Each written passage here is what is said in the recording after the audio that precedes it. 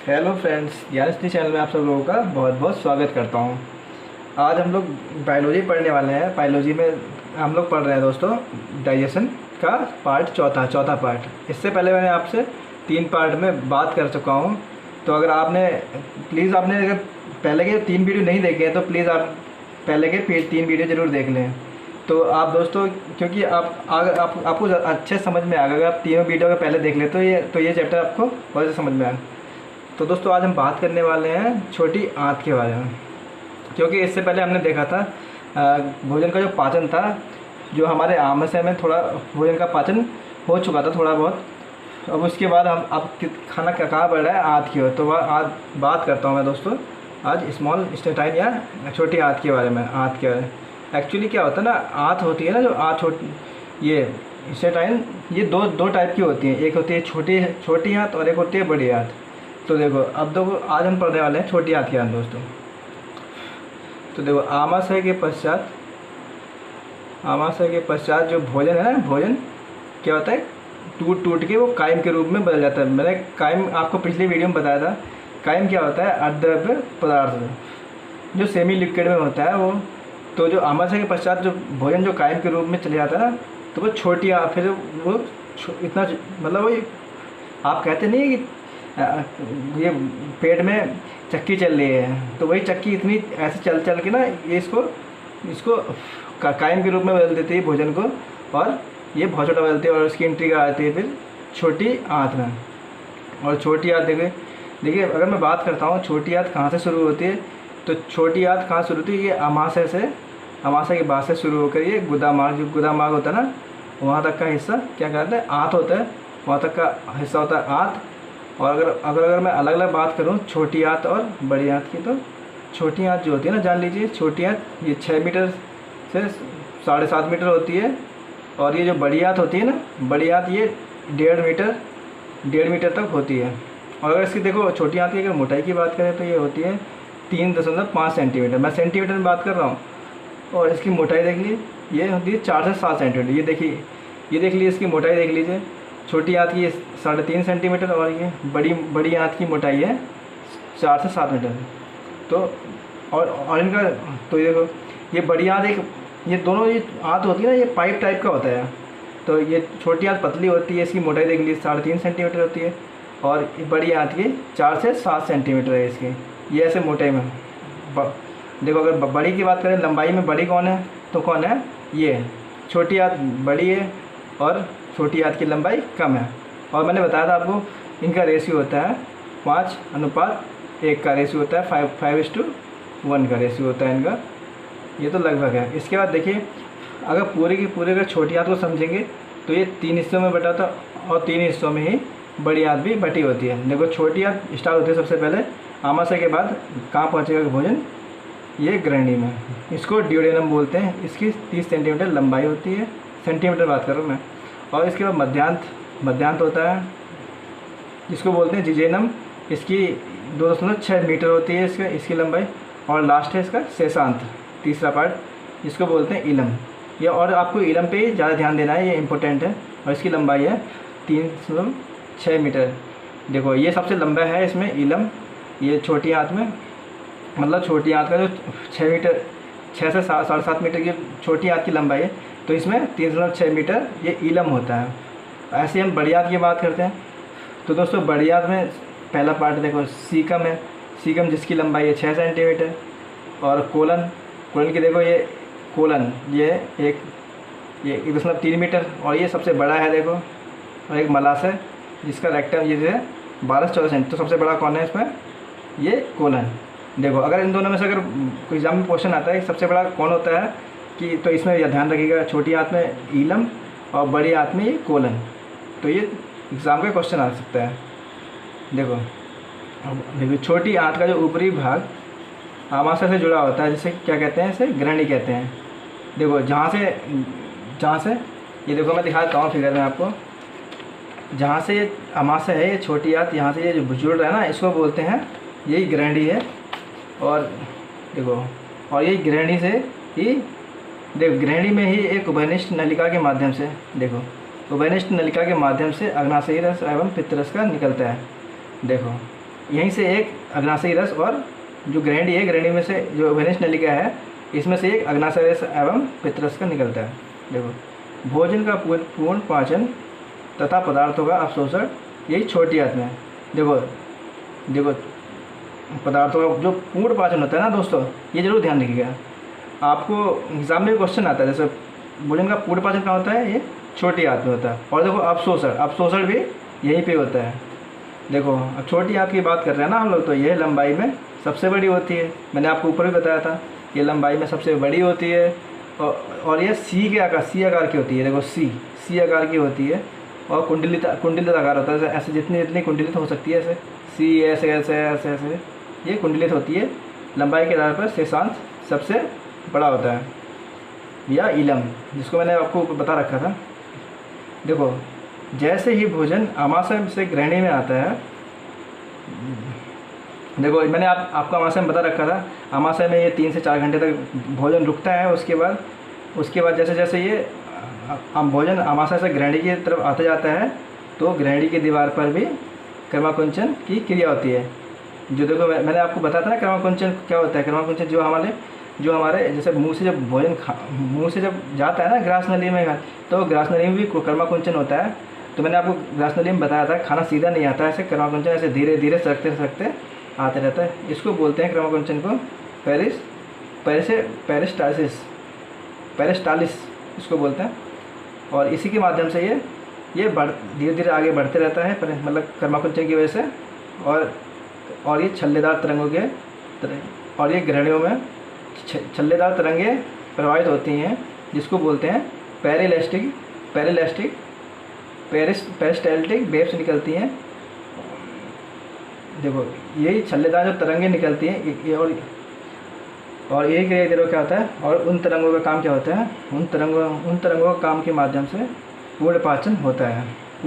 इन्हीं के माध्यम से होता है, जिससे भोजन धीरे धीरे आगे बढ़ते रहता है। देखो जिससे भोजन आगे देख लेते हैं। देखो दोस्तों, तो और उन्हीं के माध्यम से ये भोजन के पोषक पदार्थों में 3 प्रकार के पाचक रसों की भूमिका होती है। और ये पचते हुए चले जाता है यहीं से दोस्तों, ये तरंगों की वजह से पचते हुए चले जाता है। और इनमें किसकी भूमिका होती है, ये देखो ये कैसे होता है, ये पाचक रसों की भूमिका से होता है। ये जो पाचन होता है ना हमारे से ये भोजन का, तो देखो हमें तीन टाइप के रस पढ़ने हैं। एक है अग्नाशयी रस, जिसको बोलते हैं पैंक्रियाटिक जूस पहला, और एक होता है पित्त रस, जिसको बाइल जूस बोलते हैं, और एक होता है आंतरिक रस, जिसको इंस्टेटाइनल जूस के बोलते हैं। देखो इन्हीं जूस का हमारे भोजन में पचाने की भूमिका, इन्हीं 3 रसों की सबसे ज़्यादा भूमिका होती है। अगर इसी में से एक भी अगर ख़राब हुआ ना, इन्हीं रस में से, तो हमारी ज़िंदगी क्या हो जाएगी, ख़राब हो जाएगी। देखो मैं आपको एक एक चीज़ बताऊंगा अभी। अब जैसे मैं आपको पूरे चैप्टर को डिस्कस करेंगे, और नेक्स्ट पार्ट में हम लोग करेंगे ये पित्त रस के बारे में। और आज हम एक ही पढ़ेंगे, ये पैंक्रियाटिक जूस के बारे में पढ़ेंगे आज खाली, और कल पढ़ेंगे हम बाइल जूस और आंतरिक रस के बारे में, ये इंस्टेटाइनल जूस के। देखो ये अग्नाशयी जो रस है ना, इसमें इसके साथ पता है क्या क्या होता है, इसके साथ एक एंजाइम और हार्मोन्स होता है। ये मतलब ये अपनी पूरी टीम के साथ खड़ा होता है। ये पैंक्रियाटिक जूस के साथ पता है, अग्नाशयी रस के साथ ये इसकी एक टीम होती है इसकी, जिसमें इसमें क्या होता है, इसकी टीम में एक एंजाइम और एक हार्मोन, यानी कि ये पैंक्रियाटिक जूस एंजाइम और हार्मोन्स के माध्यम से ये खाने को पचाता है। मैं आपको ये डिटेल से बताऊंगा दोस्तों, ये मैं आपको दिखाऊंगा ये कैसे, अभी आपको मैं बताऊंगा कि ये कैसे पचाता है। इसके बाद पता है क्या, पित्त रस आता है, इसको बोलते हैं देखो 1 मैन आर्मी। मैंने इसको अपना नाम दिया है, ऐसा नहीं है दोस्तों, ये किताब में नहीं मिलेगा आपको, ये मैंने आपको अपना नाम दिया है। ये बाइल जूस है, ये पता अकेला ही है, 1 मैन आर्मी है दोस्तों। अगर ऐसे एग्ज़ाम में क्वेश्चन आता है कौन से जूस में, कौन से रस में, या फिर कौन से जूस में या कौन से रस में एंजाइम या कोई भी एंजाइम या हार्मोन नहीं होता है, तो वो क्या है, वो बाइल जूस है दोस्तों। ये बाइल जूस बहुत इंपॉर्टेंट है दोस्तों, इसको भी याद रखना है। इसको मैं नेक्स्ट वीडियो में बताऊँगा, मैं बताऊँगा कि ये कैसे निकलता है और क्या क्या इसका काम होता है, सब कुछ बताऊँगा दोस्तों इसके बारे में। A to Z सारी बातें होंगी। अगर ये जैसे मैं सब बताऊँगा कि अगर ये जूस नहीं बनेगा तो क्या होगा कि हमारा जूस बन जाएगा। और ये देखो, और जो इंस्टेटाइनल जूस होता है ना, ये आंतरिक रस, ये भी अपनी टीम के साथ होता है। इसके साथ टीम में क्या होता है, इसके साथ टीम में होते हैं एंजाइम और लाइसोजाइम। मैंने बताया था ना आपको पहले, लाइसोजाइम एक एवेंजर है और ये एंटीबैक्टीरियल एवेंजर है। एंटी मतलब ये क्या करता है, जितने भी अगर खाने के साथ हमारे बैक्टीरिया आते हैं ना तो उनको सबको मारता है। जैसे हमारा खाना अगर हमारा खाना मुंह में गया, मुंह में अगर बैक्टीरिया हैं तो ये मारेगा। तो इसके बाद कौन मारता है, अगर पेट में गया आमाशय में तो ये HCl मारता है।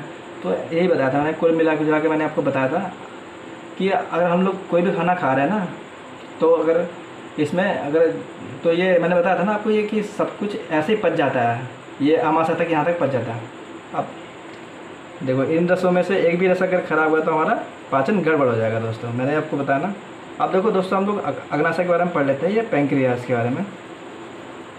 देखो यह एक अंतःस्रावी ग्रंथि कहा जाता है, ये एक अंतःस्रावी ग्रंथि है, ये आमाशय के बाईं ओर स्थित होता है। ये देखो जैसे मैंने बताया यहाँ पे जैसे आमाशय है, यहाँ से आमाशय से खाना ग्रहणी में आ रहा है, ग्रहणी से आगे बढ़ते जाएगा दोस्त। तो ये जैसे आगे बढ़ेगा, ये ग्रहणी से आगे यहाँ पे ये छोटी आदत आएगा और यहाँ से आपको इसकी मुलाकात होती है, ये पैंक्रियाज। जैसे ये यहाँ पैंक्रियाज है, ये पैंक्रियाज है। और मैंने ये बताया था ये अग्नाशय है ना, पैंक्रियाज अग्नाशय, ये अपनी टीम के साथ होता है, एंजाइम और हार्मोन्स के साथ रहता है, अपनी टीम के साथ है। तो देखो अब क्या होता है, मान लो अगर ये पैंक्रियाज आपकी ग्रंथि खराब हो गई, तो अगर ये ग्रंथि खराब हो जाए तो क्या होगा। तो दोस्तों हम जानते हैं अगर ये ग्रंथि खराब हो गया ना तो हम लोग जानते हैं क्या होगा। देखो अग्नाशय से प्रतिदिन 1.3 से 1.5 लीटर मतलब 1.5 लीटर तक ये अग्नाशयी रस निकल गया है। देखो हम लोगों हमारे शरीर में ये 1.5 लीटर तक तो ये अग्नाशयी रस ये पैंक्रियाज छोड़ता है पर डे। देखो हमारे शरीर में पता कितने रस बन रहे हैं, हमारे जीभ में बन रहा था, ये आमाशय में बन रहा है, यहाँ बन रहा है, पैंक्रियाज में बनता है। अभी तो हम और भी ज़्यादा जूस पढ़ेंगे, अभी से पित्त रस, बाइल जूस, आंती रस सब के हम पढ़ेंगे दोस्तों। तो देखो अभी हम इसकी बात करते हैं। ये देखो हमारा जूस बनता है इसमें, ये बनते हम लोग का पाचन होता है ना। देखो ये जो कुल इसमें 1.5 लीटर तक अग्नाशयी रस छोटी आंत में मुक्त होता है, इसी से पैंक्रियाज से छोटी आंत में मुक्त होता है 1 से 1.5 लीटर तक। देखो इसका pH पता है कितना होता है, ये 7.5 से 8.3 होता है इसका। ये एक रंगहीन होता है इसका। ये जो अग्नाशयी रस पता है कैसा होता है, रंगहीन होता है। ये पता है कैसा, एकदम पानी के जैसा लगेगा आपको। देखो ये पता है ये क्षारीय होता है। ये रंगहीन कैसे होता है, ये किसकी वजह से होता है, ये सोडियम बाइकार्बोनेट की वजह से ये क्षारीय होता है और रंगहीन होता है। अब मैं बात करता हूँ अग्नाशयी रस के बारे में। तो ये क्या होता है, देखो अब इसमें पता है क्या होता है, इसमें 95% तो जल है, 95% पानी होता है और इसमें पाचक एंजाइम होता है और एक लवण भी होता है और हार्मोन्स तो होता है, ये वो तो अलग है। मैं आपको बताऊंगा अभी इसमें क्या होता है। अगर देखो हमारे शरीर में हर जगह पानी की कितनी आवश्यकता है, देखो हर जितने भी रस हैं सब पानी से ही बन रहे हैं। अगर हम पानी अगर नहीं पी रहे हैं तो ये रस कैसे बनेगा। इसलिए हमारे शरीर में पानी की पता है कितनी ज़रूरत है। अगर ऐसे हम लोग अगर रोज़ 4 से 5 लीटर अगर पानी पीते हैं ना तो देखो 1 से 1.5 लीटर तो हमें ये पैंक्रियाटिक जूस बनाना है, ये अग्नाशयी रस बनाना है। इसी तरह से देखो स्टार्टेराइना जूस बनता है, बाइल जूस बनता है। इसी तरह के सब पानी की वजह से लगते हैं। जैसे लार में भी पानी से ही बन रहा था ना, जितने भी जूस रस बन रहे थे। तो अगर जैसे क्या होगा ना, अगर हम पानी नहीं पियेंगे तो हमारे शरीर में पानी की कमी होगी और हमारे शरीर में चक्कर आएगा, कहीं कुछ होगा, पानी की कमी हो जाएगी। तो डॉक्टर क्या करता है ना, उसी में पानी की अगर हम पानी की कमी होती है, हमें चक्कर आता है, कहीं कुछ होता है तो हम डॉक्टर के पास जाते हैं। डॉक्टर क्या करता है एक ग्लूकोज की बोतल लटका देगा हमारे शरीर में और डाल देगा वो, और क्या होगा, पानी की कमी उससे दूर हो जाएगी। तो इसलिए पानी का देखो दोस्तों कितना महत्वपूर्ण है। तो अगर हमारे शरीर में अगर पानी आने लग जाएगा ना तो ये सब रस बनेंगे और हमारा पाचन सही से होगा और हमारा तो ये पानी की इतनी महत्वपूर्ण है। तो इसलिए अगर हमें कुछ भी होता है ना, तो अगर हमें कोई भी बीमारी होती है, अगर हम डॉक्टर के पास जाते हैं तो डॉक्टर पता क्या करता है, डॉक्टर हमेशा एक ग्लूकोज ज़रूर लटकाएगा आपके पास, पानी की कमी ज़रूर डालेगा, आपको ज़रूर लगाएगा।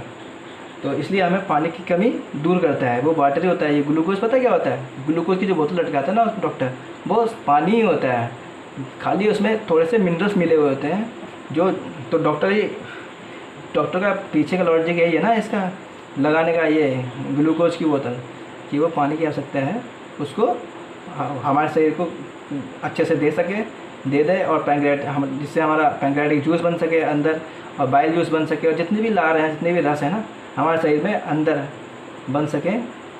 इसलिए डॉक्टर हमें पानी की कमी पहले दूर कर लेता है। तो इसलिए दोस्तों हमारे जीवन में पानी की देखो कितनी आवश्यकता है। देखो अगर हम कभी पानी की कमी करते हैं ना अपने शरीर में, तो हमारा स्वास्थ्य हमेशा बिगड़ा रहेगा, और बस डॉक्टर के पास हमें जाते रहना पड़ेगा, और डॉक्टर क्या करेगा, वही पानी की कमी दूर करेगा। ये देखो, तो कुल मिला जुला के पानी के पीछे यही कहानी होती है। अब बात आती है, देखो पैंक्रियाटिक जो जूस है ये क्या करेगा। देखो मैंने आपको बताया था हमारे शरीर में कुल 3 टाइप की चीज़ें होती है। देखो मैंने बताया था यहाँ पे, एक प्रोटीन्स लेते हैं हम लोग जो दाल वाल से, और कार्बोहाइड्रेट लेते हैं जैसे आलू या रोटी या फिर कुछ भी चावल के नाम से हम लोग कार्बोहाइड्रेट लेते हैं, और बसा जितनी भी तेलीय चीज़ें होती हैं हम लोग यहाँ से लेते हैं। तो मैंने आपको बताया था ना, जैसे कार्बोहाइड्रेट हमें तो चाहिए नहीं डायरेक्ट, इसको तोड़ना है, जैसे इसको और छोटे छोटे भागों में तोड़ना है। जैसे एमाइलेज क्या करता है, इसी कार्बोहाइड्रेट को क्या करता है, ग्लूकोज में बदल देता है, और हमारा शरीर इसको ग्लूकोज रख लेता है। ऐसे ये प्रोटीन को कौन तोड़ता है, प्रोटीज होता है, उसको अमीनो एसिड में तोड़ता है। और फैट, ये जो लाइपेज होता है जो, वो क्या करता है, फैट इसको तोड़ देता है। तो देखो देखो इसको हमें याद कर सकते हैं कि बसा को कौन तोड़ता है, जैसे फैट मतलब क्या होता है, बसा मतलब फैट मतलब क्या होता है, फैट मतलब देखो इस यहाँ पे बसा भी होता है, और फैट मतलब क्या होता है, पेट मतलब आई, तो ये लाई मतलब फैट जो होता है, हमेशा याद रखना, ये इसको लाइपेज क्या करेगा, इसको फैटी आइटम को तोड़ता है। देखो तो हमारा अधिकांश जो पाचन है, मतलब ज़्यादा पाचन है, जो ज़्यादा पाचन है, ये हमारे छोटी आंत में हो जाता है। इसीलिए छोटी आंत में भी कहाँ पे कौन करवाता है पाचन, ये अग्नाशयी रस या पैंक्रियाटिक जूस, ये पूरा हमारे छोटी आंत में पाचन करवा देता है। मैंने बोला अधिकांश पाचन, पूरा 100% नहीं है यहाँ पे, ये ज़्यादातर पाचन है जो पैंक्रियाटिक जूस मतलब ये अग्नाशयी रस करवा देता है पूरा। इसलिए इसको बोलता है इसलिए इस जूस को क्या बोला जाता है, इसलिए रस को पूर्ण पाचक रस। इसमें 100% नहीं करवाता है ये, मतलब करवा देता है 80-90% यहाँ तक पाचन करवा देता है इसको खाने को। देखो कुछ महत्वपूर्ण पाचक एंजाइम देख लेते हैं हम लोग जो पिछली बार हमने जो पढ़ रखा है उनको ही देख लेते हैं। जैसे देखो एमाइलेज क्या करता है, ये स्टार्च या कार्बोहाइड्रेट वो उसको माल्टोज में और ग्लूकोज में चेंज करता है। और आगे देख लेते हैं दोस्तों। देखो मैंने आपको पहले वाले वीडियो में बताया था, फर्स्ट वीडियो में देखा था हमने एमाइलेज के बारे में। और देखो, और ये देखो जो लाइपेज था ना, लाइपेज क्या करता है, ये फैटी एसिड, फैट जितना भी लेते हैं हम लोग उसको फैटी एसिड में और मोनोग्लिसराइड में तोड़ के हमारे शरीर में इनकी पूर्ति करता है। और जो प्रोटीज होता है, प्रोटीन एंजाइम क्या करता है, ये प्रोटीन को अमीनो एसिड में तोड़ देता है और हमारे शरीर में पूर्ति करती है। देखो और हम देख लेते हैं, एक क्या होता है, फास्फोलाइपेज होता है हमारे शरीर में। फास्फोलाइपेज ये क्या करता है, ये फास्फोलिपिड्स होते हैं ना, जो फास्फोलिपिड्स ये बसियम लोग में अलग कर देता है, इसको बसियम लोग में तोड़ता है। ऐसे ये फैटी एसिड में यहाँ से ऐसे जो फैट तोड़ता है ऐसे ही इस तोड़ता है। मैं आपको बाद में बताऊँगा ये फास्फोलिपिड्स क्या होता है। इसके बाद क्या होता है, इसके अलावा है न्यूक्लियस, जो डीएनए और आपने आरएनए का नाम सुना होगा ना, राइबोज न्यूक्लिक एसिड और डीऑक्सी राइबो न्यूक्लिक एसिड। तो ये जो एसिड होता है ये इनको पचाने का काम करता है, डीएनए और आरएनए को पचाने का काम करता है। ये ऐसी क्या होता है, एस्टरेज होता है, ये क्या करता है, ये कोलेस्ट्रॉल को अलग करता है। ये एस्टरेज क्या करता है, कोलेस्ट्रॉल को अलग करता है। मैं आपको बताऊंगा, ये कोलेस्ट्रॉल के बारे में बताऊंगा, सब के बारे में बताऊंगा दोस्तों आगे। देखो इसी तरह से एक है ट्रिप्सिन, ये प्रोटीन को पॉलीपेप्टाइड्स में परिवर्तित करता है। पॉलीपेप्टाइड में ट्रिप्सिन, प्रोटीन को अलग से नहीं पढ़ना, ये प्रोटीन को ही जैसे प्रोटीज काम करता है, प्रोटीन को अमीनो एसिड में डालता है, ऐसे ये ट्रिप्सिन ये प्रोटीन को पॉलीपेप्टाइड में चेंज करता है। देखो अगला से जो भी जूस निकलता है ना, पैंक्रियाटिक जूस निकलता है, ये या अग्नाशय रस निकलता है ना अग्नाशय से, ये चाहे प्रोटीन हो या चाहे कार्बोहाइड्रेट हो चाहे फैट हो, इन सब का अधिकांश पाचन ये छोटी आंत तक कर देता है। ये कौन करता है? ये पैंक्रियाटिक जूस या अग्नाशय रस। इस तरह से बातें आगे बढ़ते हैं। अब देखो दोस्तों, आजकल का सबसे आजकल दोस्तों सबको आपने देखा होगा, मधुमेह जो शुगर है ना, शुगर मधुमेह कैसे होता है? तो एक बीमारी होती है ना, सब कहते हैं बीमारी ऐसे मधुमेह, तो उसको क्या बोलते हैं? शुगर, या तो इसको शुगर या डायबिटीज़ बोलते हैं। ये देखो, वैसे तो ये मधुमेह बहुत खतरनाक बीमारी है। लगभग ये वैसे ना विश्व में सबसे ज़्यादा तेज़ यही बढ़ रहा है, इस वैसे सबसे बहुत तेज़ बढ़ रहा है। इसको शुगर या डायबिटीज़ तो बोलते हैं। पता है ये होता कैसा है? ये कैसे होता है मैं आपको बताऊंगा अभी। डायबिटीज़ को क्या इस समय क्या बोला जाता है? धीमी मौत। ये पता है, इसमें धीरे धीरे मरता है आदमी। अब बात आती है ये यार होता कैसे है, मैं आपको बताता हूँ। देखो, जिसकी अनियमित जीवन शैली है ना, या फिर जो अधिक स्वाद की चाहत रखता है या चटर-पटर खाने का स्वाद रखता है, तो उसमें होने की संभावना सबसे अधिक होती है ये शुगर या फिर मधुमेह बोलते हैं। चलो ये तो बात की बात है, मैं बता देता हूँ। जैसे किसी को शुगर हो जाता है ना किसी को, तो उसमें पता है क्या होता है? मैं आपको ये इसलिए बता रहा हूँ, इसका सीधा संबंध आपके जीवन से है और आपके पैंक्रियास से संबंध है। मैं आपको इसलिए बता रहा हूँ ये शुगर के बारे में, मधुमेह। अगर मैं आपको सीधे बात बता सकता था, सीधे सिंपल बता सकता कि इंसुलिन की कमी से हो सकता है, तो मैं आपको ये डीप स्टडी करवा रहा हूँ इसलिए, ताकि ये आपके जीवन में भी काम आए और आपको पता रहे।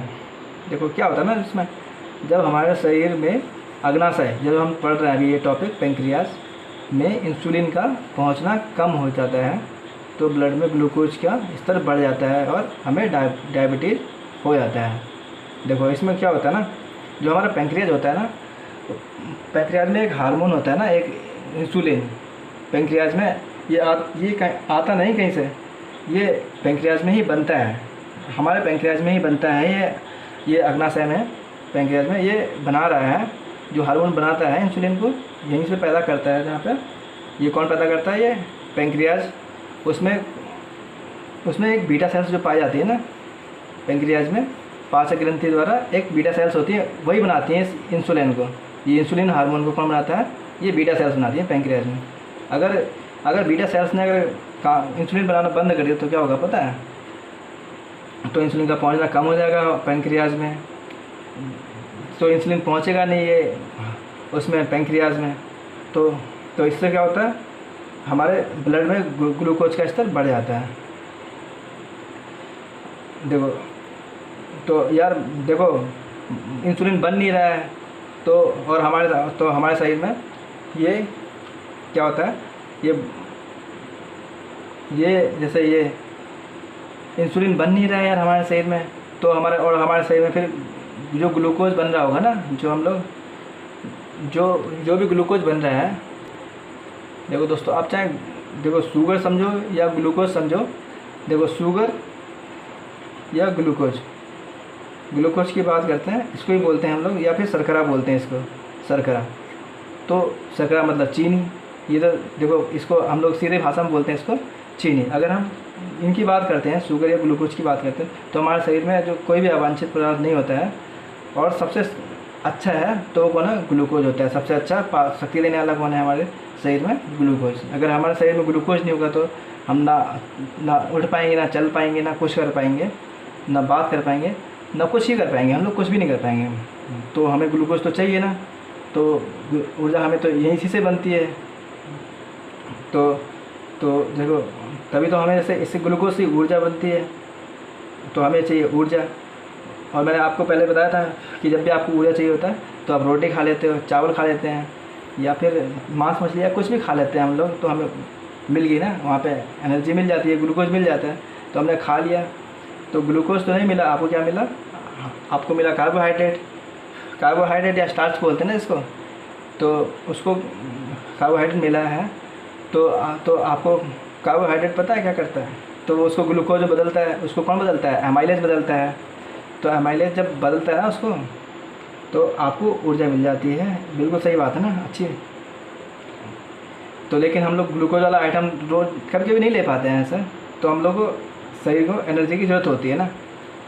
तो हम लोग जितना भी भोजन खाते हैं उसमें एनर्जी में बदलना होता है उसको।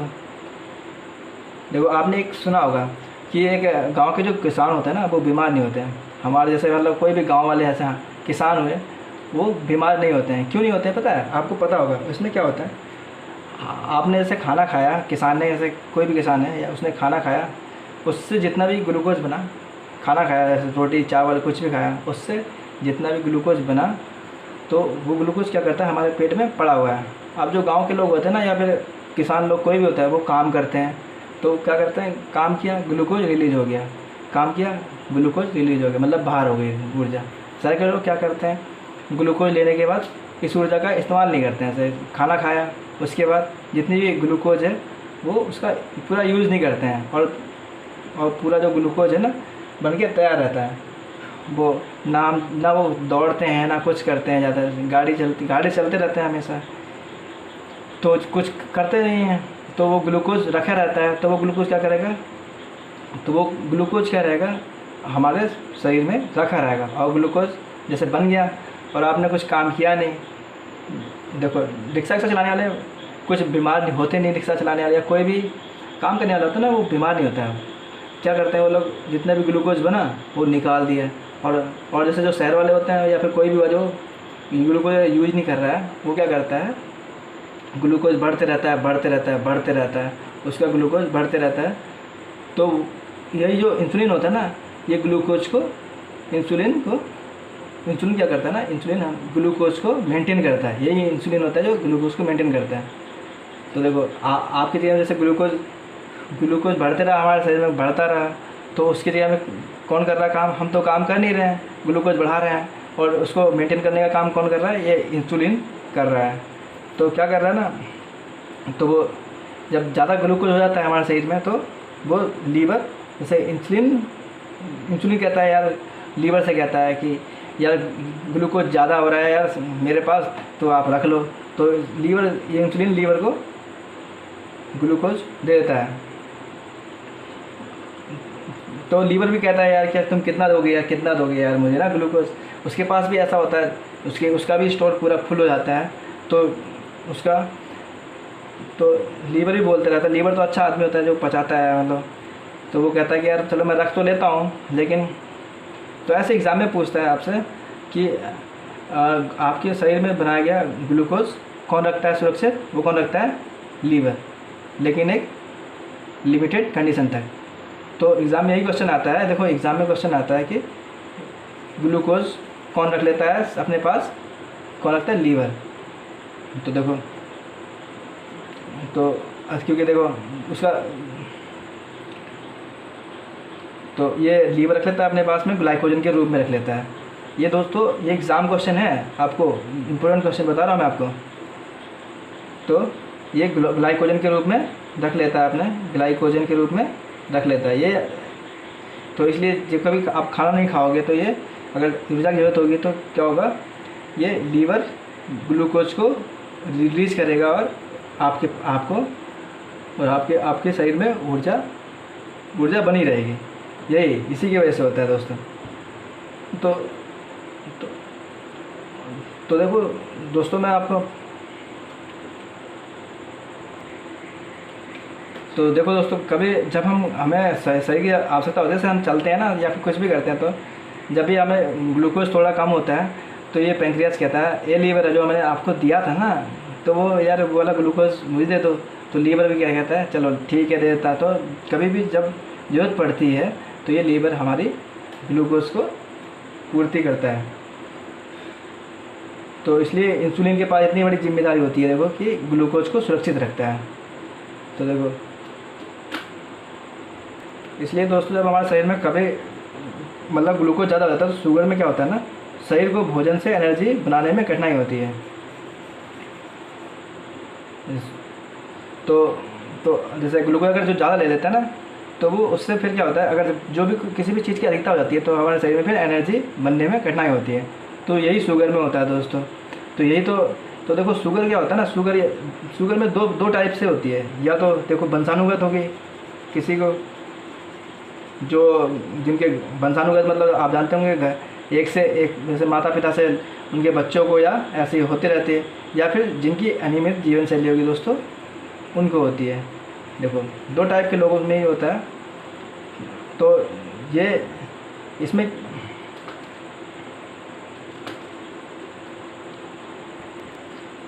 तो इसलिए दोस्तों जब हमारे शरीर में ये ग्लूकोज की मात्रा ज़्यादा होता है तो ये लीवर कहता है यार, लीवर तो स्टॉक फुल हो जाता है। तो ये लीवर कहता है यार स्टॉक तो हमारा पूरा शरीर में फुल हो गया। तो ये क्या करता है, लीवर पूरे शरीर में ब्लड के साथ उसको ग्लूकोज को दौड़ा देता है। ब्लड में ग्लूकोज आने लग जाता है, तो जैसे तो अधिक से ज़्यादा आने लग जाता है। जब शुगर ब्लड में, तो जैसे तब अगर तब तो सही है, अगर सही आता तो ठीक है। अगर जब ज़्यादा आता है ना, उससे ज़्यादा 80 से 100 से ज़्यादा आता है तो शुगर बढ़ जाता है।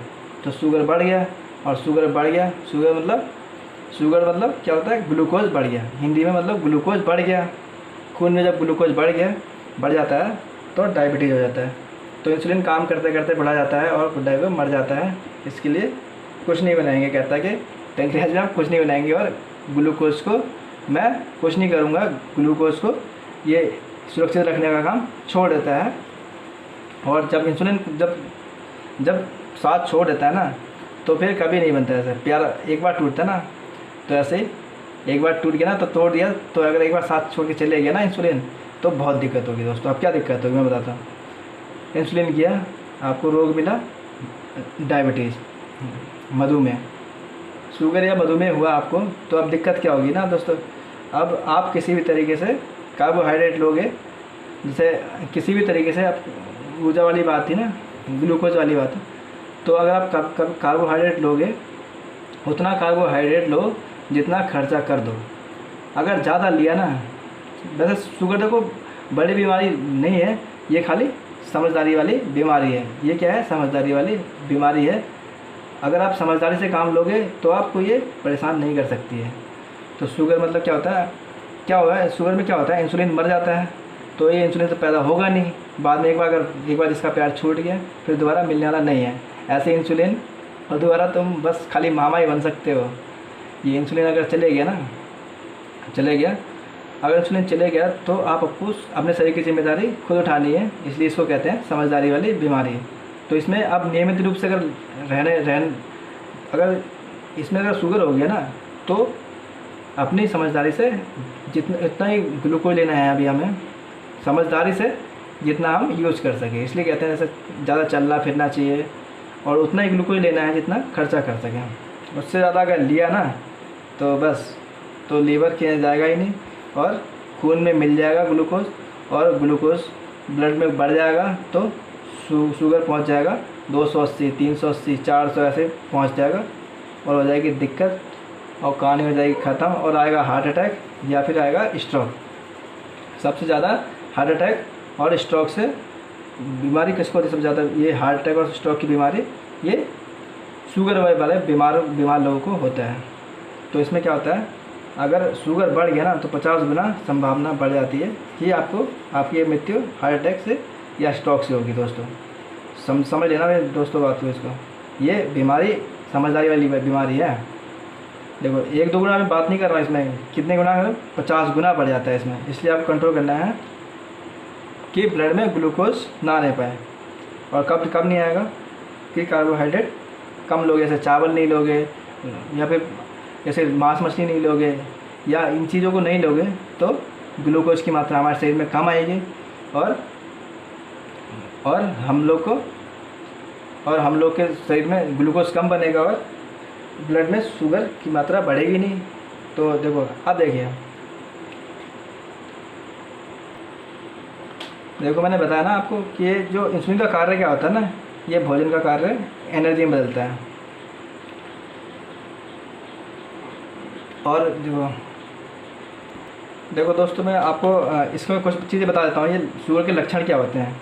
इसमें क्या होता है ना, बहुत ज़्यादा प्यास लगेगी या फिर बार बार पेशाब आएगा या फिर आँख की रोशनी कम होने लग जाएगी या फिर चक्कर आएगा या फोड़े फुंसी होने लग जाएंगे या फिर हाथ पैर में स्वेलिंग होने लग जाएगा या फिर ये जो शुगर वाला जो पेशेंट है ना वो चिड़चिड़ाहट में रहेगा।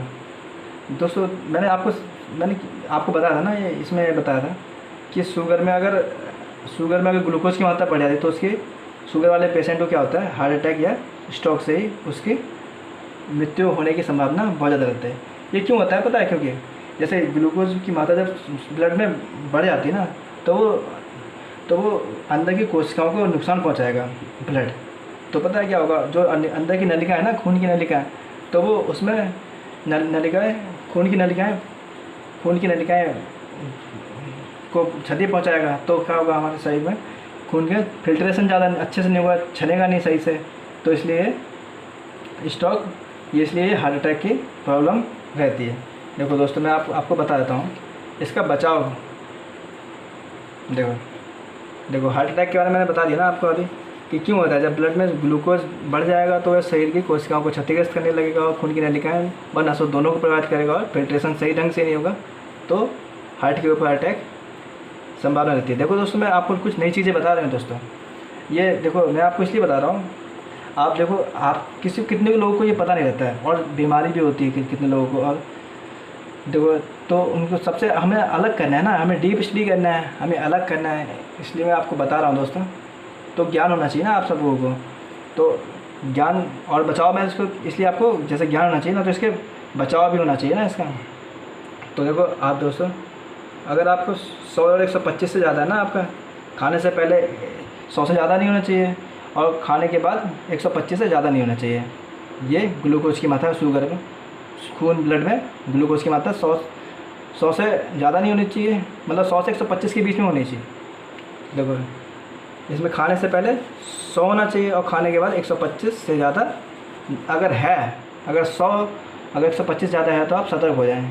तो इसके लिए क्या होता है ना, इसमें एक पैथोलॉजी जाते हैं ना, शुगर इसमें क्या करना चाहिए, HbA1c, ये वाला टेस्ट कराना चाहिए, पता है, HbA1c, ये वाला टेस्ट कराना चाहिए। देखो कितने लोग पैथोलॉजी जाते हैं, वो खाली क्या करते हैं, खाना खाने से पहले चले जाते हैं कि एक बार टेस्ट कर दो मेरा ब्लड का, और या तो फिर बाद में जाते हैं, कहते हैं कि एक बार बाद में करवाते हैं। तो वो लोग खाली शुगर में उसकी टेस्ट कर देते हैं, ब्लड में शुगर की, ग्लूकोज की टेस्ट तो करते हैं, लेकिन वो पूरा सही नहीं होता है। हाँ, इसलिए हमें HbA1c टेस्ट कराना चाहिए। ये सबसे बढ़िया टेस्ट होता है दोस्तों। ऐसे पैथोलॉजी में जाके यही टेस्ट कराना चाहिए। देखो अब और इसमें क्या कर सकते हैं हम लोग बचाव के लिए, इसमें टहलना और योगा करना शुरू कर दें दोस्तों, पैदल चलना शुरू कर दें या फिर योगा करना शुरू कर दें। अगर रनिंग ETC से ग्लूकोज, अगर या तो रनिंग करेंगे तो इसमें क्या होता है, उसके शरीर में जो एक्स्ट्रा ग्लूकोज है ना, वो मेंटेन रहेगा और दवा खाने की बहुत ज़्यादा ज़रूरत नहीं पड़ेगी। दवा देखो दोस्तों क्या करता है, कुछ नहीं करता है। क्या करता है दवा इसमें, ग्लूकोज शुगर वाले पेशेंट में दवा क्या करता है, ये खाली ग्लूकोज को भगा देता है। दवा क्या करती है, देखो दवा कुछ नहीं करती है, ये ग्लूकोज को भगा देती है, तो ग्लूकोज में ब्लड में, ताकि ब्लड में ना घुले, और कोई इसका और कोई काम नहीं है दवा का। अगर दवाई छोड़ देंगे ना इसमें, तब भी जिंदा रह सकते हैं। इसमें डायबिटीज़ में अगर दवा भी नहीं लेते तब भी हम जिंदा रहते थे। इसमें क्या करना है, खाली टहलना है, रनिंग करना है, योग करना है, और खाना कम कैलोरी वाला खाना खाना है इसमें, क्योंकि अब इसमें स्टोरेज कैपेसिटी रह नहीं गई है, तो इसे कम कैलोरी वाला खाना खाना चाहिए। और ख़ास करके जो मीठे वाला खाना है ना, वो बंद कर देना चाहिए। जैसे केला, सेब, मीठे फल ये नहीं लेना चाहिए। जैसे सब्जी, ताज़ा फल, दूध ले सकते हैं, क्योंकि और देखो फैटी एसिड खाने वाला हमेशा, जो भी मतलब फैटी एसिड वाला, जैसे बसा वाला खाना है ना, तो उनको ओमेगा-3 फैट ही खाएँ। देखो ओमेगा-3 फैट ही खाएँ। जो लोग फैटी एसिड पसंद करते हैं ना, देखो पहली बात तो फैटी आइटम बहुत खाना ही नहीं है, लेकिन अगर खाने का जो पसंद है ना, जिनको कभी कभी खाना है, तो वो ओमेगा-3 फैट वाला आइटम है ना, वही आइटम का इस्तेमाल करना है इसमें शुगर वाले पेशेंट को। और देखो खाने में फाइबर ज़रूर लें। जैसे जिसका सोर्स है पत्ता गोभी, कम से कम देखो इसमें क्या होता है ना, 10 से 15 दिन में कम से कम ज़रूर खाइए। फाइबर वाली चीज़ें ज़रूर खानी चाहिए इसमें। और खाना कम मात्रा में लें, या खाने को 5-6 बार में लें। जैसे क्या होता है ना, आप जैसे 10 रोटी खाते हो, तो अभी पहले 2 रोटी खा लो, उसके बाद 1-2 घंटे बाद 2 रोटी खा लो। ये नहीं कि एक बार में अगर 10 रोटी खाते हैं, जैसे 5 रोटी खाते हैं जो भी, तो एक बार में 5 रोटी नहीं खानी, तो उसको क्या करना है, 1 रोटी खा लेनी है। जैसे 5 रोटी खाने वाला जो है, जैसे अगर आप 3 बार खाना खाते हो ना दिन भर में, तो आप उसको 6 बार खाना खाओ, जैसे कभी एक रोटी खाओ, कभी 2 खा लो, फिर 1 खा लो, ऐसे करके खाते रहो, लेकिन ये नहीं कि एक बार में खाना है। और नींद पर्याप्त होनी चाहिए। देखो नींद पर्याप्त होनी चाहिए, और ये पैदल चलना बहुत ज़रूरी है इसमें। और ड्रिंकिंग व्रिंकिंग तो करनी नहीं है, और स्ट्रेस में नहीं रहना है।